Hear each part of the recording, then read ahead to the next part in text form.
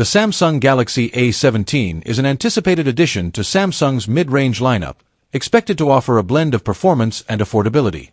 Rumored specifications suggest a 6.6-inch Super AMOLED display with a resolution of 1080 by 2340 pixels, delivering vibrant visuals and a smooth 120Hz refresh rate for enhanced user experience.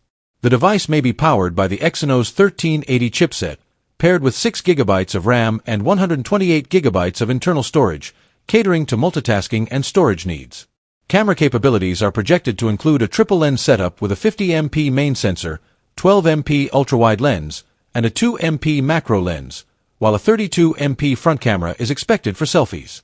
A robust 5000 mAh battery with 25W fast charging support is anticipated, ensuring prolonged usage.